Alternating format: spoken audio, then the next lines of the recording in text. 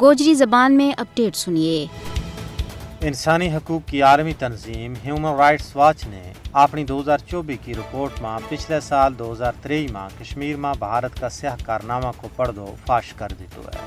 انہوں نے کہا کہ 2023 کو سال کشمیریوں واسطے انتہائی مشکلات اور مصائب کو سال رہے، جس میں بھارت نے آزادی اظہار، پرامن اجتماع اور پابندی، دوران حراست قتل تے بے گناہاں کی گرفتاری عمل میں آنی۔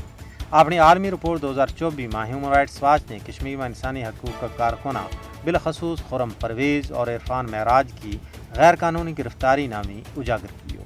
مودی حکومت سیاسی ناقدین کی زبان بندی واسطے کالا قوانین کو استعمال کر رہی ہے۔ 5 اگست 2019 جب تو کشمیر کی خصوصی حیثیت نہ ختم کرنے کو ظالمانہ فیصلہ کیا گیا ہے، اس تو بعد کشمیر میں انسانی حقوق کا محافظاں اور صحافیوں نہ نشانوں بنان میں کئی گنا بعد ہو گیا ہے۔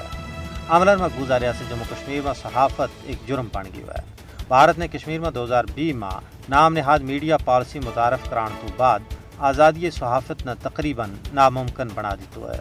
مودی حکومت کشمیری انسانی حقوق کا کارکنہ اور صحافیوں کے خلاف سخت تو سخت ہتھ کنڈا اس واسطے استعمال کر رہی ہے تاکہ کسی پاسوں میں تنقیدی آواز نہ اٹھ سکے، کوئی بھی ظلم جبر کے خلاف کلم و حق بلند نہ کر سکے۔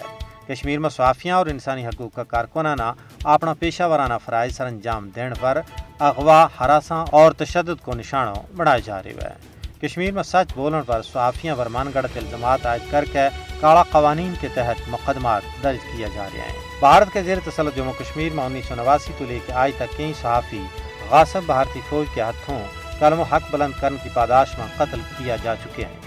مودی حکومت کشمیر میں صحافت اور انسانی حقوق کا محافظاں ور قدغن لا کے اپنا مکروہ کرتوت دنیا تو اولے رکھنا چاہتا ہے، لیکن سچ نہ کوڑ کا پردہ میں کسی بھی صورت میں چھپایا نہیں جا سکتا۔